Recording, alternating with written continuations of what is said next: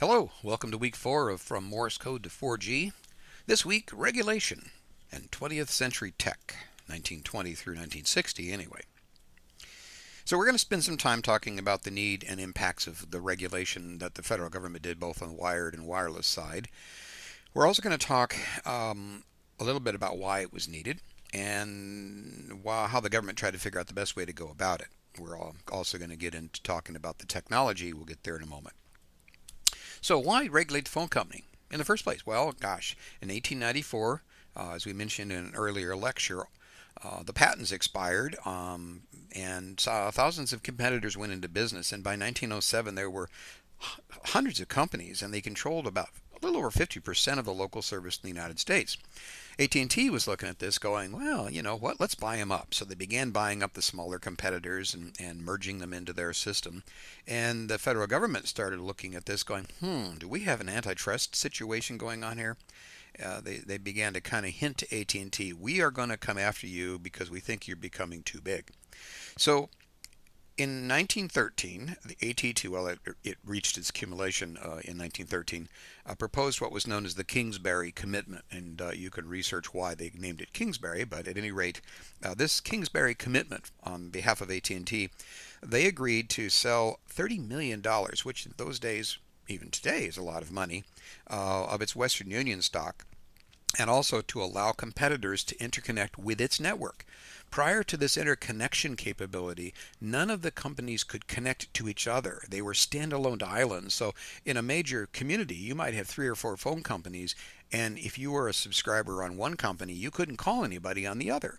So as a result, businesses sometimes put in 2 or 3 phones into their business from each of the phone companies so they could get calls from all of their potential customers. It's craziness, right? Lots of wires, which we'll see in a moment. So interconnection was a key element here, and they also agreed, AT&T did, that they would, if they acquired a new local system, that they would sell an equal share of lines to its competitors. So there was some check and balance here. Interestingly enough, this began to align with then President Theodore Vail, president of AT&T, who was using this great motto of phone service should be a natural monopoly, and his motto was one policy, one system, universal service. And the federal government thought this is pretty cool, the idea of one system, one policy, and universal service. That universal service was key because it meant everyone eventually could get phones. So they sort of agreed to this natural monopoly. AT&T had the most to gain from this because it kept the lesser competitors out because they didn't have the ability to adhere to these kinds of guidelines. I talk about chaos, right? I love the picture on the left here. This was, I don't know what town this is, whether this was New York or Chicago, very major metropolitan area, but look at the phone lines. Not only have this huge phone lines down below, we had more phone lines. There's just wires going everywhere. And this great shot on the right, I forgot the year, it was very early, first 10 years of the 20th century, was this massive snowstorm in the Northeast, and it pretty well wiped out a huge amount of the communication lines that had been installed by the various phone companies, which actually ultimately drove, I think it was New York City, to put all of their phone lines underground. So you could kind of see regulating how this all worked gave the municipalities the ability to have more leverage in getting the phone companies to cooperate as well. So now we're going to jump from the phone side to the radio side for a moment. So why would we regulate radio? Well, now we're back around the early 20th century. Stations were going on the air with no control as to power, the frequency, the time of the day or the night. You had hobbyists, you had small businesses, you had large industries like Westinghouse and RCA and others, all competing to try to test out radio. And anybody could go on the air with whatever equipment they wanted, without concern to interference that they might create, and interference they did create. It was a lot of chaos and confusion for both the station operators and the people who were buying these newfangled radio things to listen. So the federal government became involved because radio signals cut across the state lines actually and across international boundaries. And so there was a precedent in place that this was a federally regulatable activity, if you will. So in 1927, the Federal Radio Commission was created. Prior to that, there was an attempt on the part of the United States Department of Commerce. Herbert Hoover was the head of the Commerce Department at that time before he became president, to regulate radio. But in 1927, Congress passed the law creating the FRC. As I said before, there was trying to manage this confusion on the airwaves. So they assigned two frequencies, which is craziness, right? They assigned two frequencies available for broadcasting. One of those were reserved for crop forecasts and weather forecasts. Now that might sound silly, but where, depending where you live in the country, if you live in a metropolitan area, well, weather, of course, we all enjoy, but crop forecasts, okay, what's that about?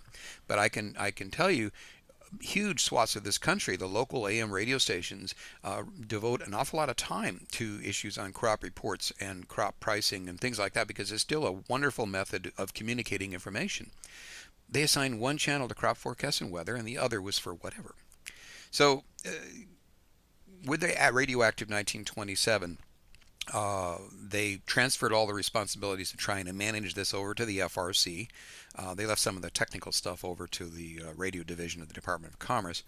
And this 5-person FRC group could grant and deny licenses, assign frequencies, and power levels for each of the licenses. So this is really important.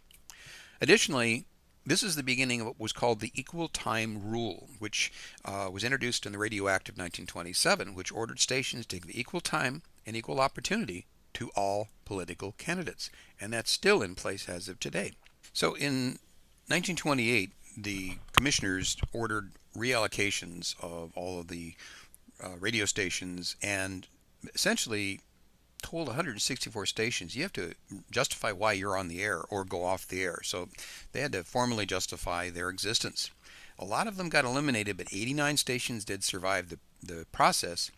And some of those are educational stations, but interestingly enough, they were forced to share the frequencies with commercial stations and also during the day, because AM radio has a tendency, the signals travel much further at night than they do during the day due to atmospheric reasons, which we'll talk about in the future. They also issued licenses for a lot of other different radio services. By 1932, they had licensed about 30,000 amateur radio stations, 2,000 radios on board U.S. registered ships or U.S. flagged ships, and about 1,000 what we call fixed point land radio stations. Those were kind of one-way broadcasting out, not AM radio stations. And by this time, there were about 625 AM radio stations that were licensed. Also, they licensed people in operating those amateur and commercial transmitters, which we talked about, the 30,000 amateur radios, and enforced some of the new treaty obligations that came from the membership in the International Telecommunications Union, or the ITU, which still exists to this day and helps manage and adjudicate any issues with interference across international borders and worldwide radio regions. I just thought I'd throw a little graphic up here to break things up. The old-fashioned radio tower there on Globe of the Earth, a station WCIA. I have no idea where that station is today, but that was one of their old towers. And that actually is an interesting picture on the bottom from Europe of a huge radio station antenna arrangement that had been built for long-wave, shortwave broadcasting. The FCC arrives, the Federal Communications Commission. So in 1933, President Roosevelt, working with the Secretary of Commerce, asked him to do a study on what we called electronic communications. Now, that's a broad range. It can be both wired or wireless. The resulting recommendation back to the President read as we quote, "The communications services, as far as congressional action is involved, should be regulated as a single body," because there were some other federal agencies involved with regulation of communication, of electronic communication. It's recommended establishing a new agency that would regulate all of that, and this is an interesting term here, interstate and foreign communication by wire, radio, telegraphy, telephone, and broadcast. Well, I can't imagine there's any kind of radio transmitters that are not interstate if they have any kind of reasonable power, unless, let's say, you're in the middle of the state of Texas or Montana where you got a lot of country around you and you could have some low-powered transmitters. Guess what? Those low-powered transmitters don't have to be licensed by the FCC. So Congress passed a law in 1934 known as the Communications Act. It did away with the FRC, the old Federal Radio Communication, and created the new Federal Communications Commission. So there's some regulatory milestones that have kind of gone along here. Now we're going to go back and talk about the wire or the telephone side of things. The Kingsbury Commitment, which we talked about a moment ago. The Graham Act of 1921. You can look up this stuff. I'm not going to spend a lot of time in some of these more minor but yet major regulatory actions. Communications Act of 1934, which was significant. The Rural Electrification Act of 1936, why was that important? Because it brought electricity to so many of the rural areas, and that went from the 30s, 40s, 50s, which with that electrification allowed people in what were considered to be very rural areas that had no electricity, South Dakota, North Dakota, Nebraska, Kansas, Wyoming, Colorado, etc., they could have radios now. They could listen to radio. The Carter phone decision of 1968, which we're ahead of ourselves, but I'm putting it in this list because these were key milestones that occurred in the 20th century. The MCI ruling of 69, the modified final judgment or the MFJ of 1984, and the Telecommunications Reform Act of 1996. There's been a few since, but I just wanted to hit the 20th century. This is the end of part 1 of the week 4 lecture. Please go back to your content area where you can watch part 2.